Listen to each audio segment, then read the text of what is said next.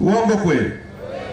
Na tulikuja hapa, tulikaa pale karibu na ile jengo lile. Wakati huo hakukuwa na ghorofa hata moja Katoro hapa, kilikuwa kijiji, na tulikaa hapa kwa mwezi mzima,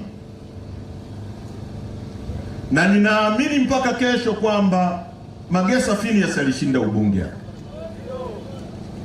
lakini kwa sababu zile zile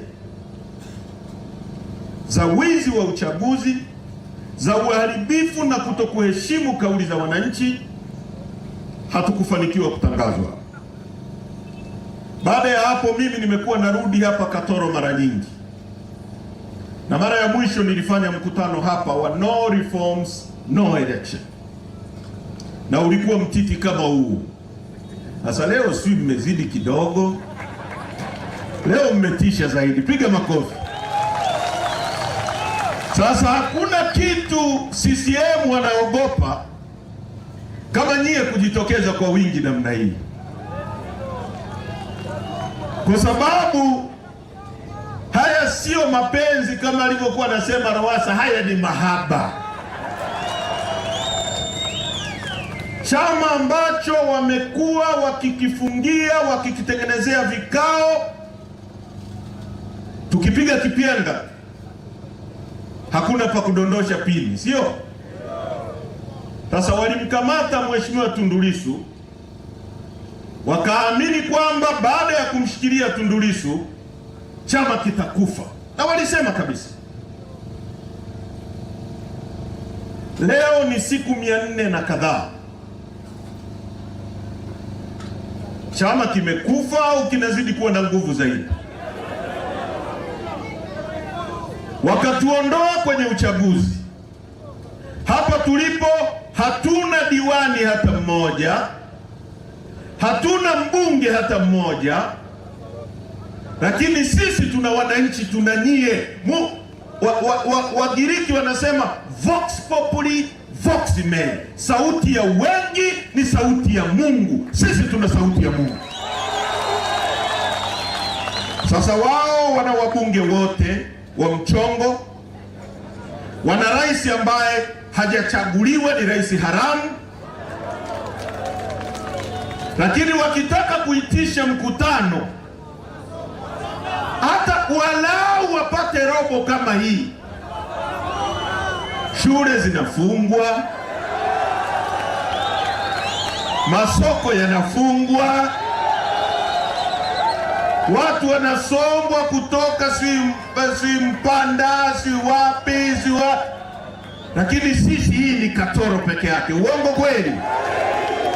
Sasa waandishi wa habari mpande hapo, wanamstaki kutuletea maneno, baadaye msije mkasema kwa sababu niliona wanatuma message kwamba Chadema wametishia wafanyabiashara, wamefunga maduka eti ndio wamekuja kwenye mkutano. Wewe si nani? Askari si mko hapa? Kuna mtu tumemtisha? Hata wewe umeona wamekuja wenyewe. Uongo kweli? Sasa ndugu zangu wa Tanzania wa Katoro, nataka niseme mambo kama 4 ya msingi sana. Jambo la kwanza, amelizungumza katibu mkuu kwa kirefu sana. Tunajua na nyie mnajua kwamba Lissu sio muhaini. Mnajua na sisi tunajua kwamba chama chetu cha demokrasia na maendeleo hakiamini kupata madaraka kwa njia yoyote ya mkato. Tunaamini kupata madaraka na tunayahitaji, kwa sababu kuna wakati wanakuwa wanasema wanataka madaraka, kumbe hapa tunafanya nini? Tunaimba kwaya hapa. Ndio tunataka madaraka, wanauchu wa madaraka. Sasa yani CCM wanasema sisi tuna uchu wa madaraka. CCM wako madarakani tangu mwaka 61, miaka 65, wameshindwa kila kitu. Hata wewe nikikuuliza Ni kitu gani kimoja wamefanikiwa? Kimoja. Ni shule, ni barabara, ni maji, ni umeme, ni hospitali. Hakuna hata jambo moja wamefanikiwa tangu mwaka 65, na wananchi wamewakataa. Hao wanaosema hawana uchu wa madaraka wameua maelfu ya Watanzania ili wajitangaze. Sasa wao na sisi, nani ana uchu wa madaraka? Wao na sisi, nani ana uchu wa madaraka? Walisema Chadema isipoingia kwenye uchaguzi itakufa. Imekufa au inaendelea? Na nitumie nafasi hii, katibu mkuu, kusema jambo moja. Ni kweli alichosema katibu mkuu kwamba msajili wa vyama ametuandikia barua na ni diversion. Anataka tuache kuzungumza mambo ya mauaji na ujinga unaoendelea, wizi kwenye nchi hii, deni la taifa, maisha magumu, kukosekana kwa ajira na kuwapa Watanzania matumaini ya kuendelea mbele. Tuanze kumzungumzia yeye. Sisi tumekataa, hatutamzungumzia msajili. Afanye anachotaka. Na kama tulivyoonya kwenye no reforms no election, msajili acha kuchezea utulivu wa nchi. Ukicheza na Chadema, jaribu uone.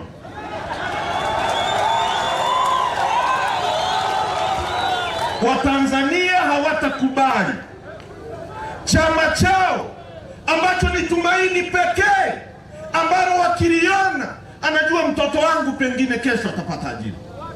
Chama chao ambacho anajua kikiingia madarakani kitawarudishia madini mikononi mwao wachimbe.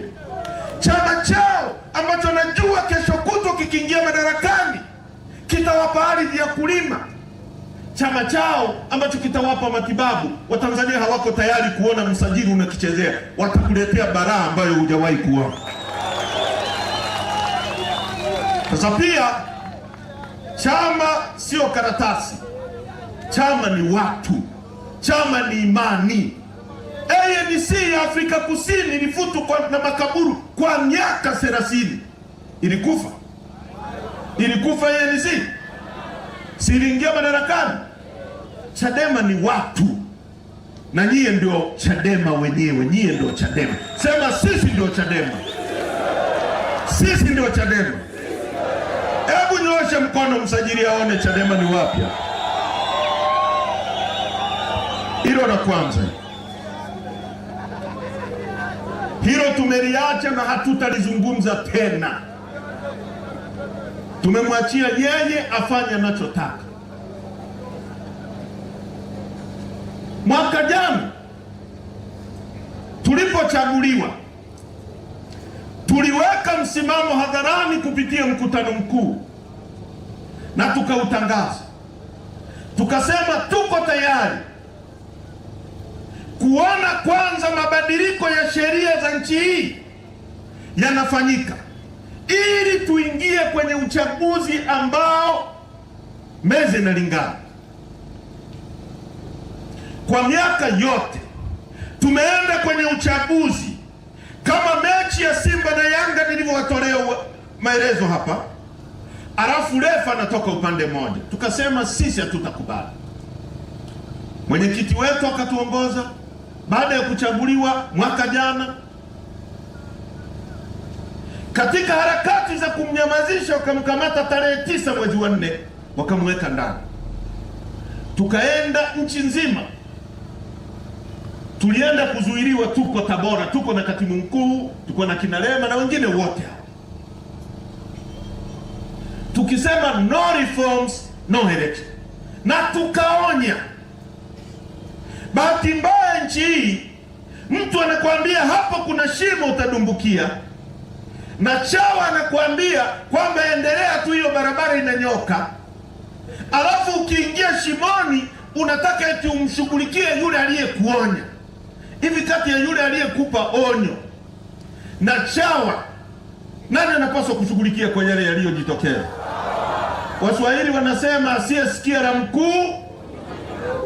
na kwenye nchi hii mkuu ni Chadema. Kama tunavyoendelea kuonya tena kwamba kuna crisis kama hawa watu hawatabadilika. Mimi nimeambiwa tangu majuzi kwamba na wewe wanataka wakukamate wakubambikie kesi ya uhaini. Nataka nimwambie Samia, niko tayari. Sitakimbia nchi yangu. Hakuna siku hata moja nitakimbia nchi yangu. Haipo. Kwa sababu mimi naamini katika demokrasia. Hoja, mpira uchezwe mezani. Kama hamkujifunza kwa yale mliyoyafanya tarehe 29, inaonekana bado mna kiu ya kuumiza Watanzania. Na mimi nawaomba wananchi, sisi hatuna polisi, sisi hatuna jeshi, sisi nguvu yenu ni nyie. Nguvu yetu ni nyie.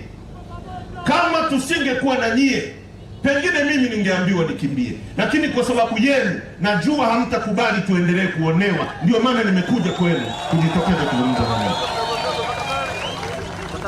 Nchi hii iko mahali pabaya, ndugu zangu.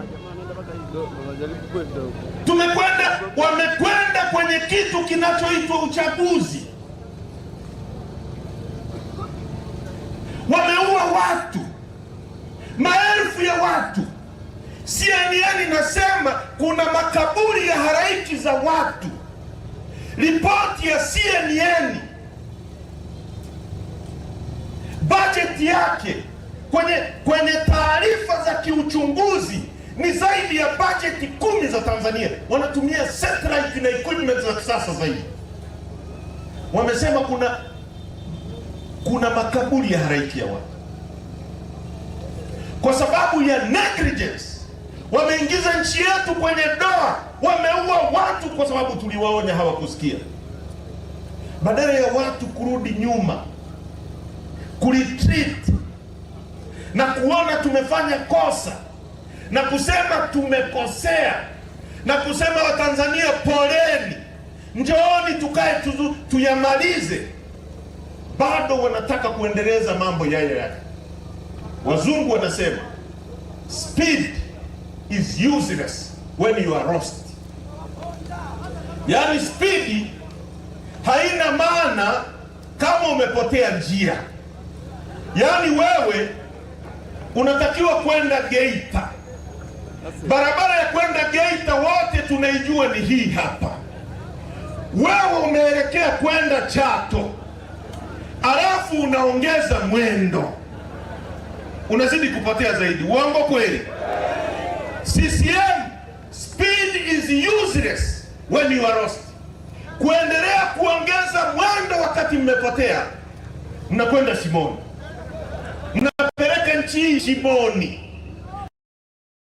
Mengi ikiwemo Ivory Coast iliyokuwa inaitwa the Geneva of Africa, nchi iliyokuwa na Liberia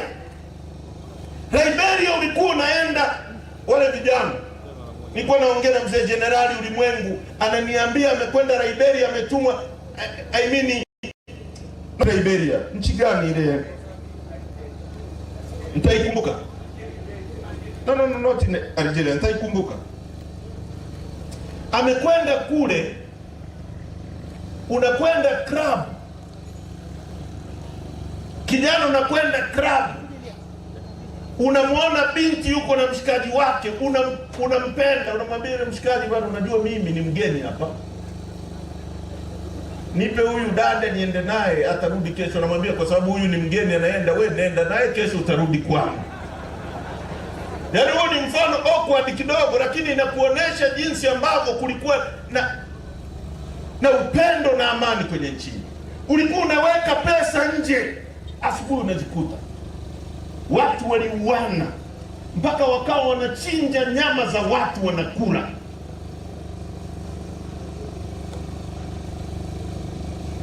Tusiende.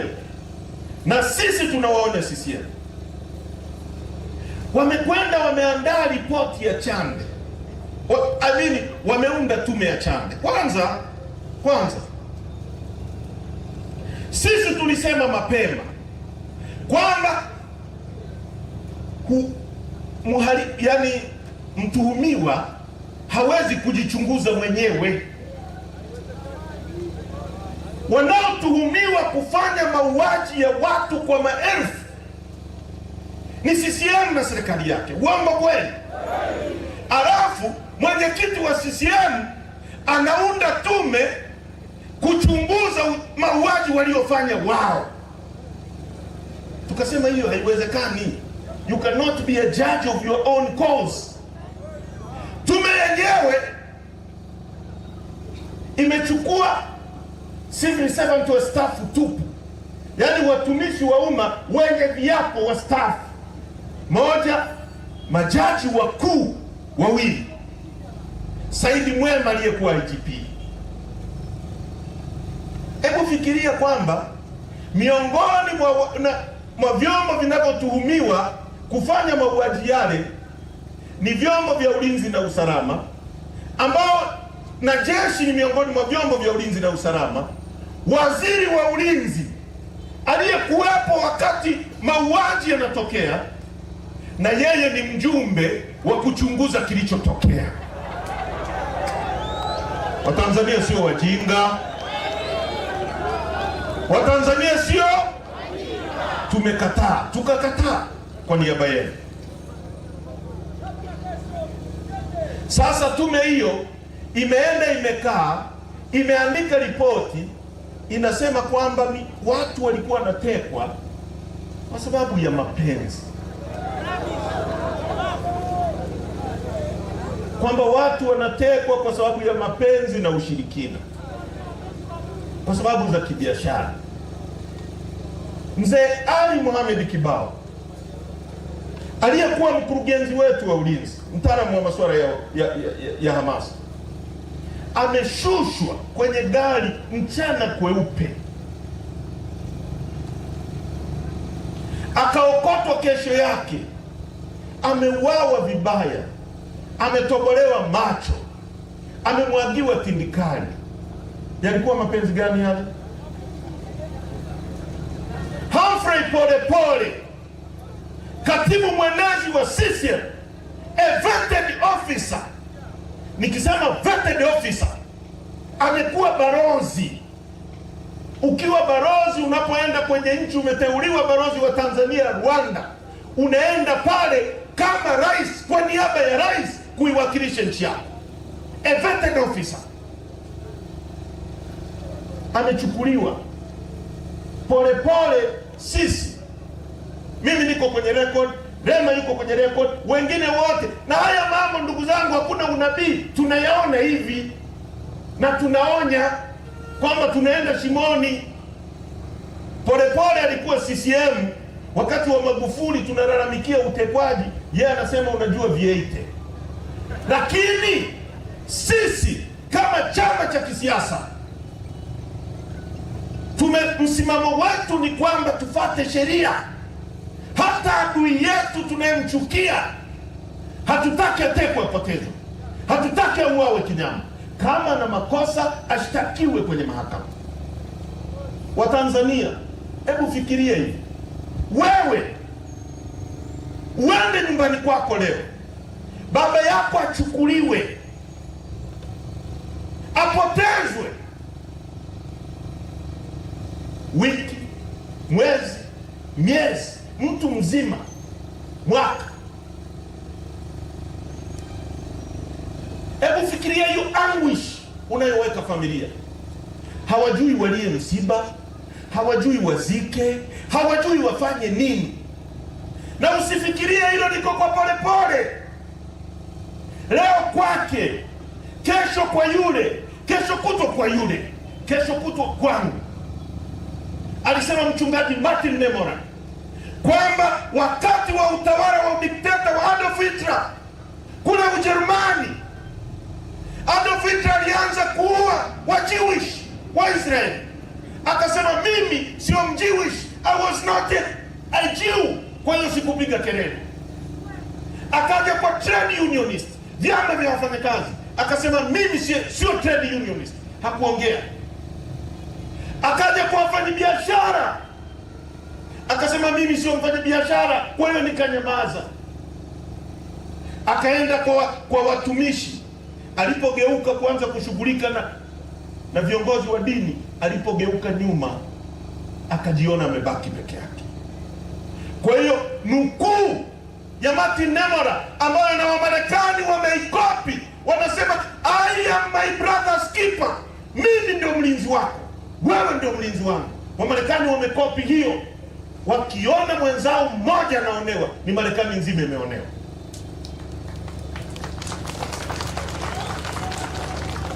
Tukiona mwenzetu anatekwa Katoro, tukanyamaza.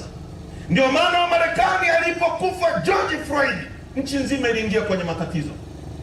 Ukiona Mawazo anauawa mbele yako, ukasema mimi sio Mawazo, sio binamu yake, sio mjomba wake, hayanihusu, kesho atamuua mtoto wako. Miongoni mwa watu waliokuwa wanaishangilia uchaguzi huu tulipokuwa tunaonya, mimi nilikuwa ndani wakati wanafanya huo uchafuzi, ni mtu anaitwa Shehe Majini. Shehe nani anaitwa? Shehe Sharifu Majini. Naye naambiwa ni miongoni mwa watu ambao walikufa, waliuawa. Walikufa mpaka waandishi wa habari tuliokuwa tunawaambia pigeni kelele. Kwa hiyo Watanzania, kokote mnakonisikiliza, injustice anywhere is a threat to justice everywhere. Kitisho, ukiona hakuna haki popote, yaani ukiona hakuna haki Katoro, ujue ni tishio kukosekana kwa haki nchi nzima. Tusikubali haki kunyang'anywa, tusikubali wenzetu kuuawa kama kuku. Tuseme imefika mwisho. Katoro, sema mwisho. Chande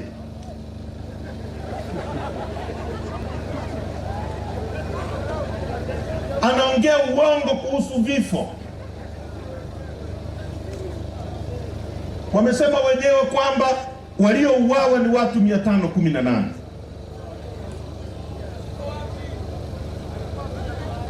Miongoni mwa maeneo ambayo watu waliuawa ni Katoro hapo. Uongo kweli? Hajaitaja Katoro kama maeneo ambayo watu waliuawa. Hajataja Geita, hajaitaja Sengerema, hajataja Tarime, hajataja kule Tunduma ambako pia watu waliuawa. Maana hiyo ripoti ni ya uongo. Ndio maana sisi msimamo wetu, hatutatoa ushirikiano na hatukutoa ushirikiano kwa tume yoyote iliyoundwa na mtu ambaye anatakiwa kuchunguzwa. Tunataka tume huru ya kimataifa ambayo haina upendeleo ije kuchunguza kilichotokea Tanzania na tuchukulie hatua watu waliofanya haya mambo. Damu ya wenzetu, nataka niwahakikishie, hakuna siku Chadema itanyamazia uovu mkubwa uliotokea. Na nataka niwaambie ndugu zangu, huwezi kuua alafu mambo yakaisha. Kaini alipomuua ndugu yake Abeli, Mungu alimwambia mambo matatu: hautakuwa na amani, hata ukilima hutapata mazao. Uongo kweli? Na jambo la tatu la mwisho, popote unapokwenda utawekewa haramu. Hao watawala dhalimu wana amani hao? Wana amani hao? Nchi hii uchumi mmeona unavyoharibika. Yale mazao Mungu aliyosema hata ukilima hayatakuwa. Leo nchi iko kwenye crisis. Hali ya uchumi ni mbaya. Maisha yamekuwa magumu. Ripoti ya Chande uongo tu. Na juzi Chande anasema watu waliouawa wengine walilipwa mpaka milioni 5 kuandamana. Mtu wa Katoro hapa ambaye amenyang'anywa shimo ambalo alikuwa na kura, amekabidhiwa Mchina, alihitaji nani amlipe ili aandamane hapa Katoro? Si kama mnanielewa? Yaani mtu ambaye anajua hana maji, amesomesha mtoto wake, hana ajira, na ajira hizo zinakosekana kwa sababu ya wizi wa rasilimali za umma. Huyo mtu anahitaji kulipwa ili aandamane? Sasa Chande, mimi nakuuliza wewe, mwenyewe umesema miongoni mwa watu waliouawa ni watoto wadogo wa miaka 5, wa miaka 6, wa miaka 9. Hebu tuambie Chande, hao watoto wadogo wa miaka 9, 10, nani aliwalipa ili waandamane? Waambie Watanzania, watoto wadogo nani aliyowalipa ili waandamane? Watoto wadogo wanaweza kuandamana?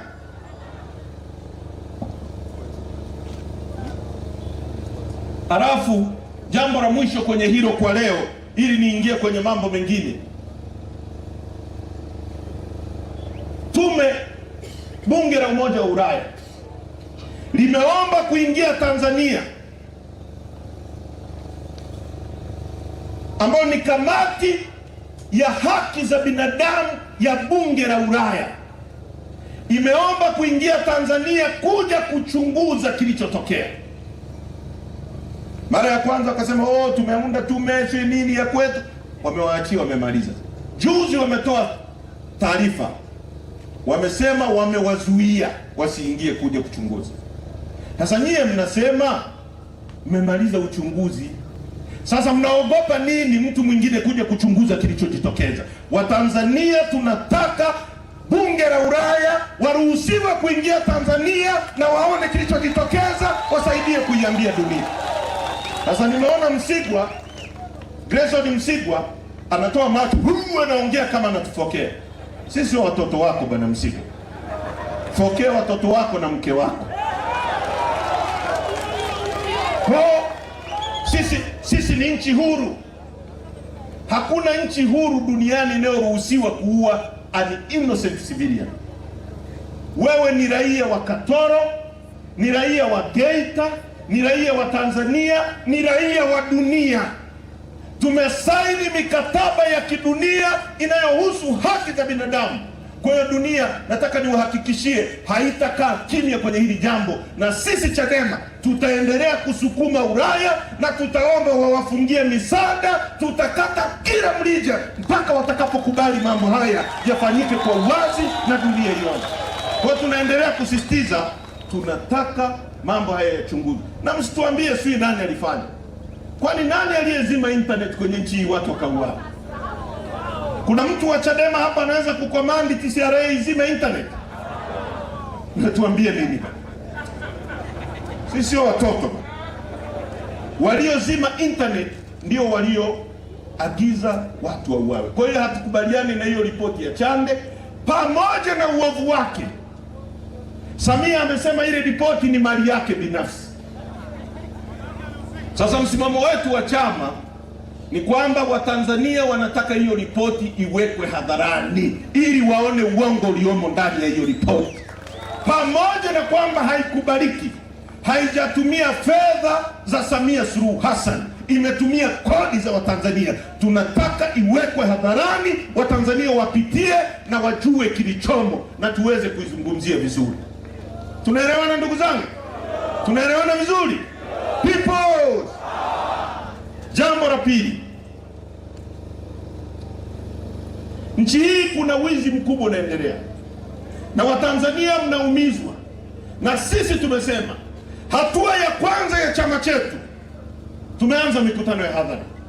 Tutakwenda nchi nzima kumobilize na kuamsha chama, na tukiwa na demand free Tundu Lissu na katiba mpya, na tunataka hali ya maisha ya Watanzania irekebishwe. Barabara zilizoharibika zirekebishwe, Watanzania watembee pazuri. Ajali zinatokea kila siku, watu wanapoteza maisha kizembe. Hiyo ni hatua ya kwanza, tutazunguka nchi nzima. Tusiposikilizwa, tumesema wazi, tutaenda hatua ya pili, na hatua ya pili ikiwemo maandamano. Na nataka niliweke vizuri hili. Kuna watu wakisikia maandamano wanatishia watu kwamba maandamano. Maandamano yameruhusiwa kwa mujibu wa katiba yetu. Maandamano sio uhaini. Uhaini ni mtu kujichagua mwenyewe, kuua watu na kujiweka madarakani. Huo ndio uhaini. Juzi waziri mkuu mstaafu, jaji wa mahakama kuu, mwanasheria mkuu wa serikali iliyokuwa ya waadilifu ya Mwalimu Nyerere amesema Samia Suluhu Hassan alichaguliwa na Tume ya Taifa ya Uchaguzi, hakuchaguliwa na Watanzania. Mlimsikia Warioba? Hamkumsikia?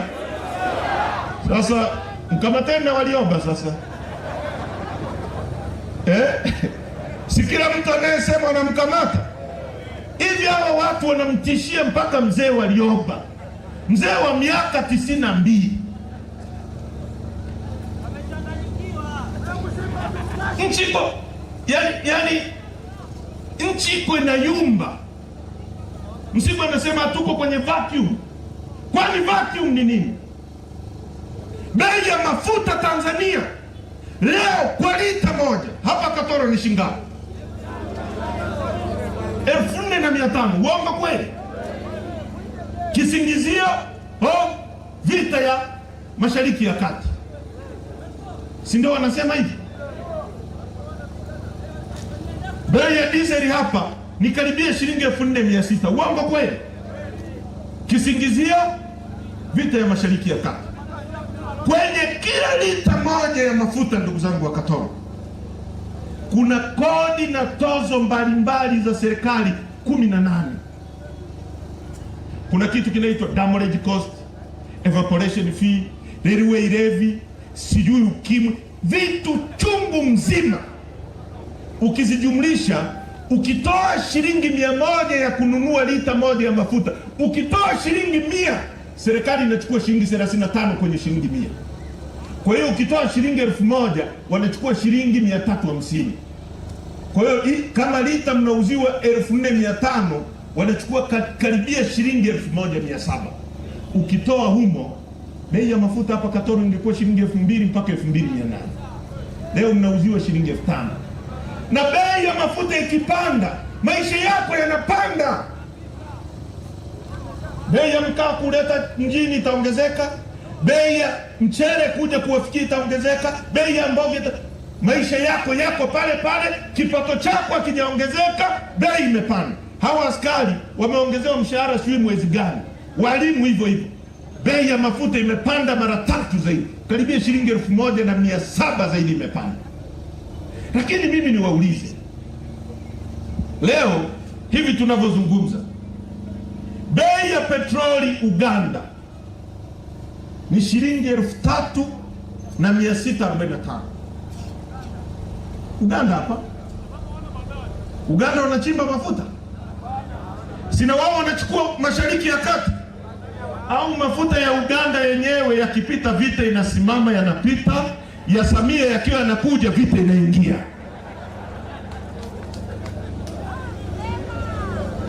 Bei ya diesel Uganda ni shilingi 3,552 hivi tunavyozungumza. Bei ya petroli Ethiopia shilingi 2,894. Bei ya diesel Ethiopia shilingi 1,100. Bei ya petroli Burundi shilingi 3,608. Burundi. Bei ya diesel Burundi shilingi 3,500. Rwanda hivyo hivyo, bei ya diesel 3,500, bei ya petroli karibia 5,000. Sisi bei ya diesel shilingi 4,500, bei ya petroli shilingi 4,400. Alafu nchi zote hizo nilizozitaja zinaitwa landlocked, ni nchi ambazo hazina mlango wa bahari. Kwa hiyo mafuta yao yanalazimika kupita kwenye bandari ya Dar es Salaam, yanapewa storage kwenye matenki ya Dar es Salaam, yanasafiri umbali kwa magari. Ungetegemea Rwanda mafuta yawe na bei zaidi kuliko Tanzania, ungetegemea Uganda mafuta yawe na bei zaidi kuliko Tanzania, ungetegemea Ethiopia wanaochukua mafuta yao kutoka Kenya wawe na bei kuliko Tanzania. Lakini leo mafuta Rwanda, Ethiopia, Uganda, Burundi ni chini kuliko Tanzania, ambayo ni nchi ambayo ina bandari. kwa sababu ya wizi na utapeli unaofanyika kwenye idara ya mafuta. Tumepropose tukawaambia ondoeni baadhi ya kodi na tozo ili kuwapa wananchi ahueni. Hawakutusikiliza. Leo gesi imepanda, na sisi ni nchi kubwa ambayo ina futi za ujazo za gesi trilioni 44.5. Tungetegemea gesi ya nchi yetu imesambazwa nchi nzima, alafu wewe unafungulia kama unavyonunua ruku. Leo msingekuwa na maisha magumu. Mtungi wa gesi umefika shilingi 6,600. Nani atamudu hayo maisha?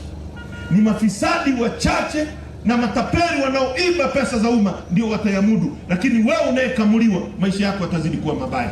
Unahitaji kusimama na kukataa hali hii. Deni la taifa, na nilikuwa naongea hapa na mheshimiwa katibu mkuu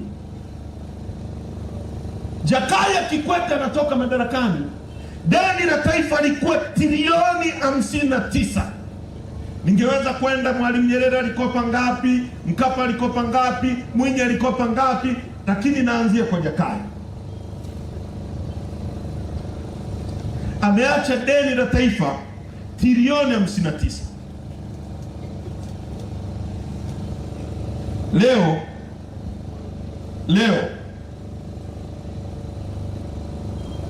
deni la taifa limetoka trilioni 59 mpaka trilioni 110 kwa chini ya miaka 10 ambayo hao watu wamekaa madarakani. Marais wote waliopita wamekopa trilioni 59 wao ndani ya miaka miwili. Ukiunganisha, Magufuli alikopa kidogo na tunaweza kuieleza, ndani ya miaka mitatu ya huyu mama deni limefika trilioni 110. Sasa kuna miradi, wanaweza kusema kuna miradi. Mradi wa SGR. SGR ina kilomita 2500, imejengwa kwa dola za Kimarekani, au ilikadiriwa kujengwa kwa dola za Kimarekani bilioni 7.6, ambayo ni trilioni 19. Bwawa la Mwalimu Nyerere dola bilioni 2.9, ambayo ni trilioni 6.5. Daraja la Busisi milioni 260 milioni dola, ambayo ni bilioni 717. Daraja la Tanzanite pale Dar es Salaam milioni 127 za Kimarekani, ambazo ni bilioni 330. Ndege zote bilioni 1.4 pesa za Kimarekani, trilioni 3.6 pesa za Kitanzania. BRT zile mnazosikia mwendo kasi,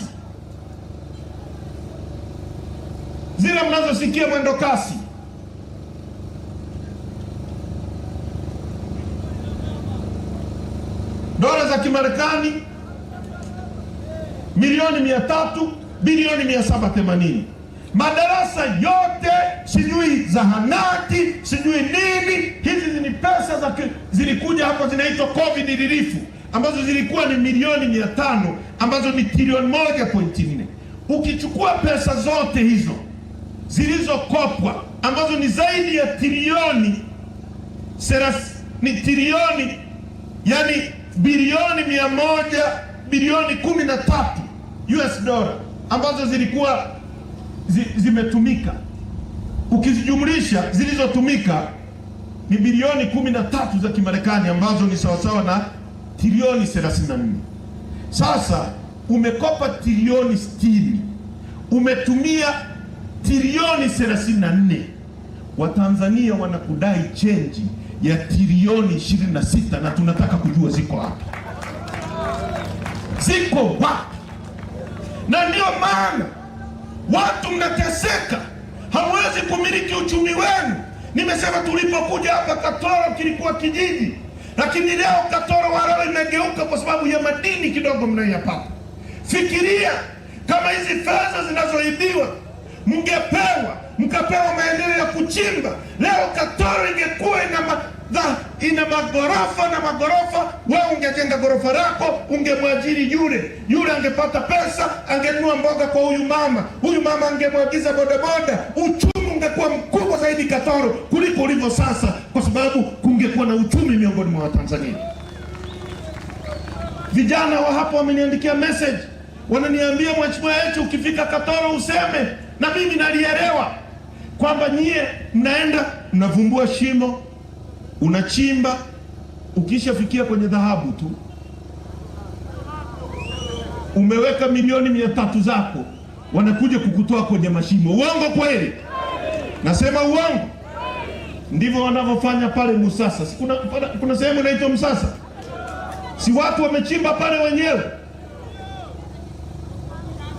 Sasa ndugu zangu wa Tanzania wa Katoro, huwezi kumfundisha mbwa mzee mbinu mpya za kuwinda.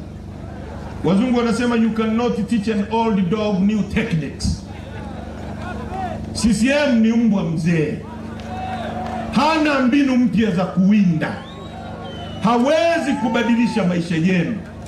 Tuna matatizo ya uchumi makubwa mno, nchi iko kwenye crisis, hawawezi kuiondoa hapa.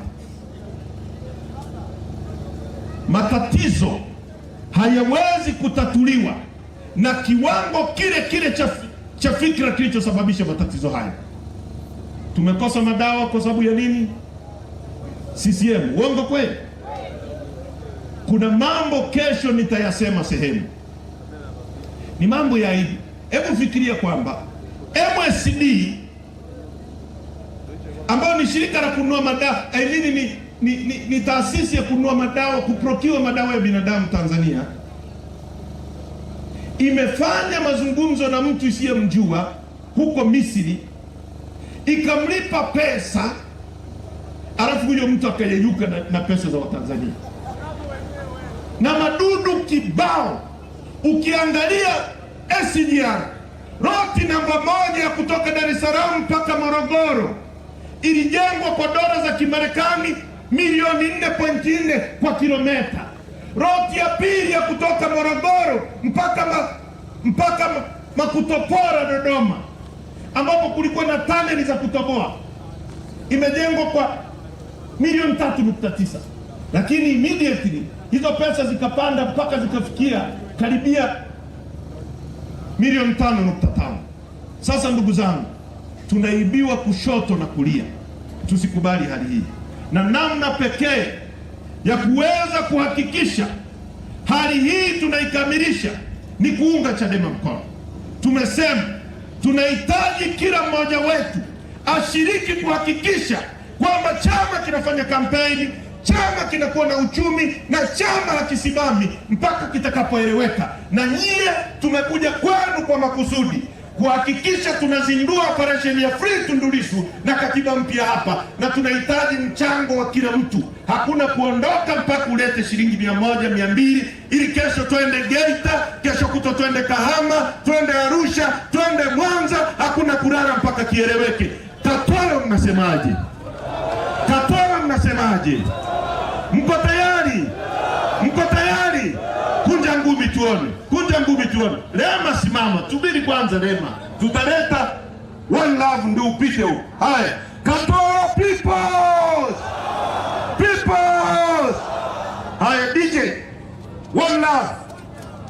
Watu wetu watapita pale, na wale mnaotaka kunichangia nje hapa kwangu. Lema anakuja, Sugu anakuja, Wakili Matata anakuja. Tunataka tushindane tuone ni ndoo ya nani itajaa hapa. Haya, one love.